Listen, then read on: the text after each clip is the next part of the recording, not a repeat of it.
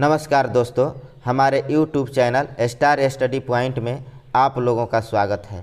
तो आइए इस वीडियो में सी-टेट जुलाई 2024 के लिए बाल विकास एवं शिक्षा शास्त्र के अध्याय 18 से जो है बच्चा एक समस्या समाधान तथा एक वैज्ञानिक अन्वेषक के रूप में, तो इस अध्याय से कुछ प्रश्नों को हल करते हैं। तो हमारा पहला प्रश्न है, इरफान खिलौने को तोड़ता है, उसके पुर्जे को देखने के लिए उन्हें अलग अलग कर देता है, आप क्या कहेंगे? ऑप्शन 1 है उस पर हमेशा नज़र रखेंगे। 2 है उसके जिज्ञासु स्वभाव को प्रोत्साहित करेंगे और उसकी ऊर्जा को सही दिशा में संचारित करेंगे। ऑप्शन 3 है उसे समझाएंगे कि खिलौने को तोड़ना नहीं चाहिए। उसके बाद ऑप्शन 4 है इरफान को खिलौने से कभी नहीं खेलने देंगे। तो हमारे इस प्रश्न का उत्तर क्या हो जाएगा? हमारे इस प्रश्न का उत्तर हो जाएगा ऑप्शन 2, उसके जिज्ञासु स्वभाव को प्रोत्साहित करेंगे और उसकी ऊर्जा को सही दिशा में संचारित करेंगे। अब चलते हैं, अगला प्रश्न है, कोई बच्चा अपने द्वारा निश्चित की गई सर्वोत्तम विधि का प्रयोग करता है। ऑप्शन 1 समस्या समाधान के लिए, 2 स्कूल छोड़कर भाग जाने के लिए, 3 एक पक्षीय चिंतन के लिए, 4 उपरोक्त सभी। तो चलिए बताइए इस प्रश्न का उत्तर क्या हो जाएगा? तुम्हारे इस प्रश्न का उत्तर होगा ऑप्शन 1 समस्या समाधान के लिए। प्रश्न 3 है, चिंतन तथा तर्क का उद्देश्य। चिंतन तथा तर्क का उद्देश्य है ऑप्शन 1 समस्या को जटिल बनाना, 2 संवेग को समाप्त करना, ऑप्शन 3 समस्या का समाधान करना, ऑप्शन 4 संज्ञान का अंत करना। तो हमारे इस प्रश्न का उत्तर क्या होगा? तो चलिए इस प्रश्न का उत्तर हमारा हो जाएगा ऑप्शन 3 समस्या का समाधान करना। प्रश्न 4 है, समस्या समाधान वह प्रतिमान है जिसमें तार्किक चिंतन निहित होता है। निम्न में से यह कथन किसका है? ऑप्शन 1 है स्टर्नले के, 2 है स्किनर के, 3 है पियाजे, 4 है पावला। तो हमारे इस प्रश्न का उत्तर हो जाएगा ऑप्शन 1 स्टर्नले। अब चलते हैं प्रश्न 5 पर, एक बालक द्वारा किसी समस्या का समाधान करने के लिए निम्न में से कौन सा गुण होना चाहिए? ए है भाषा विकास, बी है स्वावलंबी, सी है बार बार प्रयास करने की आदत। तो इस प्रश्न का उत्तर क्या होगा? ऑप्शन 1 में ए और बी, 2 में ए और सी, 3 में बी और सी और 4 में ये सभी। तो हमारे इस प्रश्न का उत्तर हो जाएगा ऑप्शन 4 ये सभी। अगला प्रश्न है, किसी समस्या के संभावित समाधानों का परीक्षण कहाँ किया जाता है? ऑप्शन 1 है प्रयोगशाला में, 2 है कहीं पर भी, 3 है विद्यालय में, 4 है घर पर।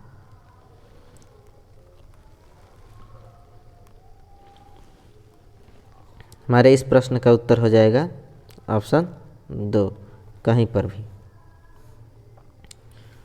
अब चलते हैं प्रश्न 7 पर, आपकी कक्षा का एक बच्चा किसी समस्या को समझने का प्रयास कर रहा है, आप उस बच्चे के विषय में क्या कहेंगे?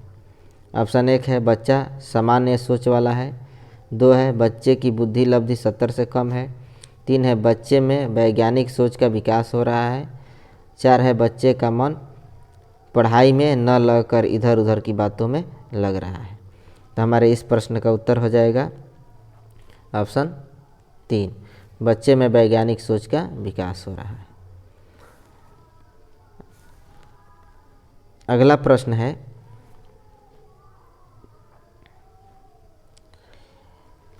एक बच्चा अपने खिलौने को तोड़कर उन्हें पुनः नए तरीके से जोड़कर कई प्रकार के वस्तुएं बना लेता है। उस बालक के संदर्भ में आपकी राय क्या है?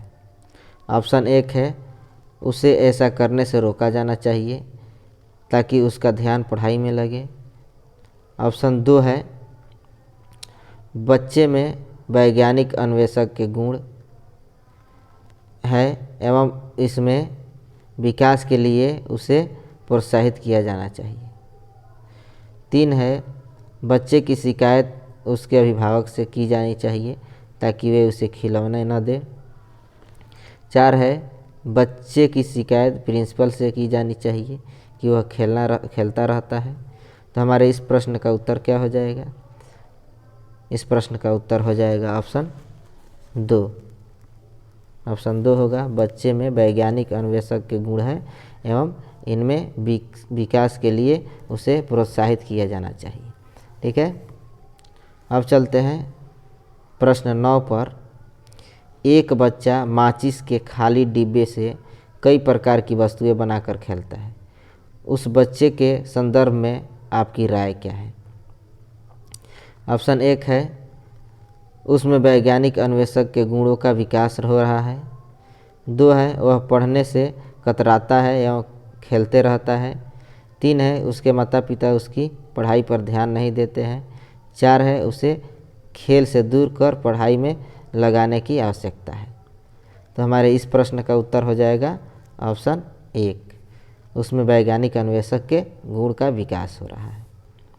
अब चलते हैं अगले प्रश्न पर। अगला प्रश्न है बालक में वैज्ञानिक अन्वेषक के गुणों का विकास क्यों किया जाना चाहिए? 1 है उसे खेलों से दूर करने के लिए। 2 है उसमें वैज्ञानिक स्वभाव विकसित करने के लिए। 3 है उसे पढ़ाई में व्यस्त रखने के लिए। 4 है उसे शरारत करने से रोकने के लिए। तो हमारे इस प्रश्न का उत्तर क्या हो जाएगा? हमारे इस प्रश्न का उत्तर हो जाएगा ऑप्शन 2। ऑप्शन 2 हो जाएगा उसे वैज्ञानिक स्वभाव विकसित करने के लिए, उसमें वैज्ञानिक स्वभाव विकसित करने के लिए। अब हम चलते हैं अगले प्रश्न पर। प्रश्न नंबर 11 है जब कोई बच्चा अपनी समस्या का समाधान स्वयं करने लगता है तो उसमें निम्न में से कौन सा गुण विकसित हो जाता है? 1 है वैज्ञानिक अन्वेषक का। 2 है प्रतिशोध का। 3 है ईर्ष्या का। 4 है समस्या का। तो हमारे इस प्रश्न का उत्तर क्या हो जाएगा? ऑप्शन 1 वैज्ञानिक अन्वेषक का। अब हम चलते हैं अगले प्रश्न पर।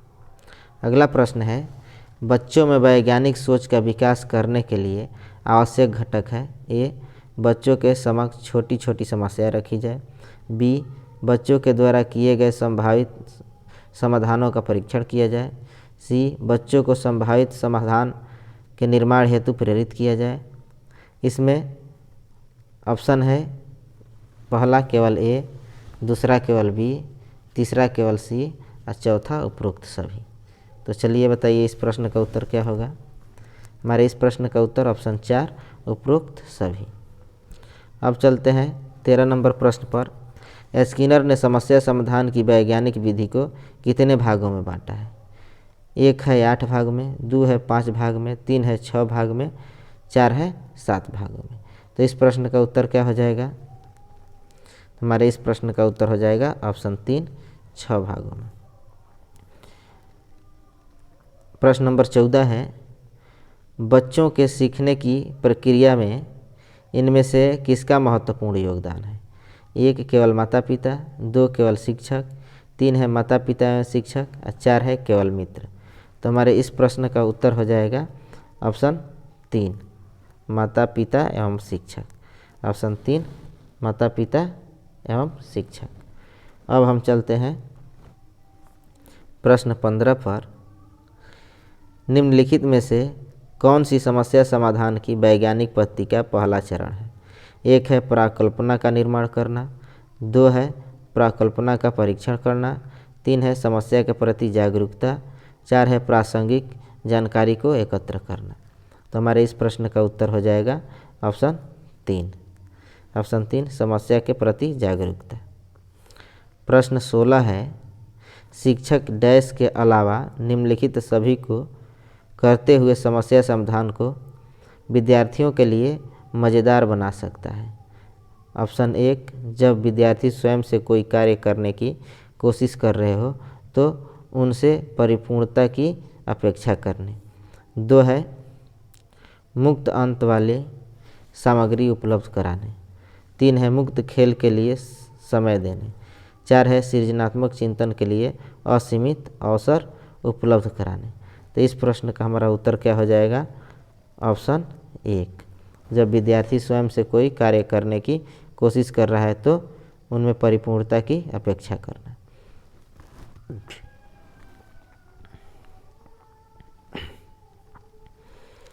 सत्रह नंबर प्रश्न है, निम्नलिखित में से कौन सी विशेषता समस्या समाधान उपागम का विशेष चिन्ह है? ऑप्शन 1, सही उत्तर प्राप्त करने का सामान्यतः एक उपागम होता है। ऑप्शन 2, समस्या केवल एक सिद्धांत प्रकरण पर आधारित है। ऑप्शन 3, समस्या कथन में संकेत अंतर्निहित रूप से दिया होता है। ऑप्शन 4, समस्या मौलिक होती है। तो हमारे इस प्रश्न का उत्तर क्या हो जाएगा? इस प्रश्न का उत्तर होगा ऑप्शन 3, समस्या कथन में संकेत अंतर्निहित रूप से दिया जाता है। 18 नंबर प्रश्न है, डैश के अतिरिक्त निम्नलिखित समस्या समाधान की प्रक्रिया के चरण हैं। ऑप्शन 1 है परिणामों की आशा करना।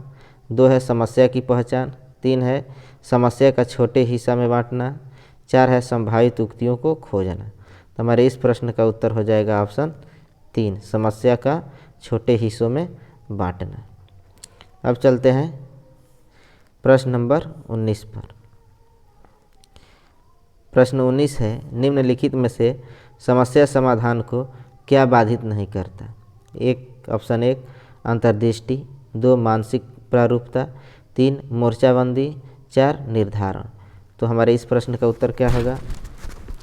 इस प्रश्न का उत्तर हो जाएगा ऑप्शन 1 अंतर्दृष्टि। अब चलते हैं प्रश्न नंबर 20 पर। 20 नंबर प्रश्न है,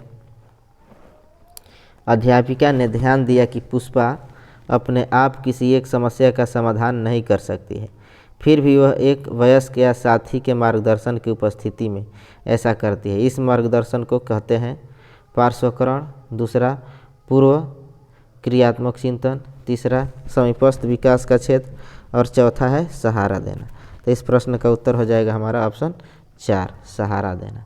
ठीक है, अब चलते हैं अगला प्रश्न। अगला प्रश्न हमारा है, जब शिक्षार्थियों को समूह में किसी समस्या पर चर्चा का अवसर दिया जाता है तब उनके सीखने का वक्र बेहतर होता है। 2 स्थिर रहता है।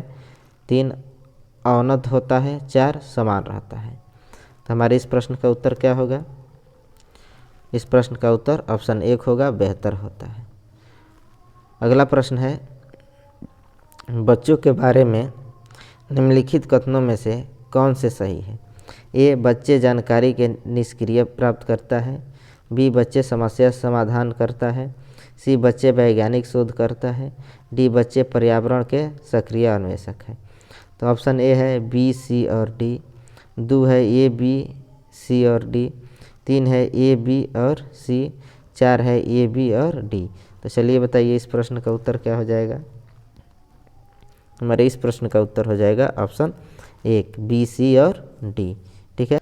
हाँ, तो चलिए दोस्तों, इस वीडियो का यह आखिरी प्रश्न था। इसी तरह के वीडियो के लिए आप मेरे चैनल को सब्सक्राइब करें तथा बेल आइकन को दबाएं, जिससे आपको तुरंत नोटिफिकेशन मिले। धन्यवाद।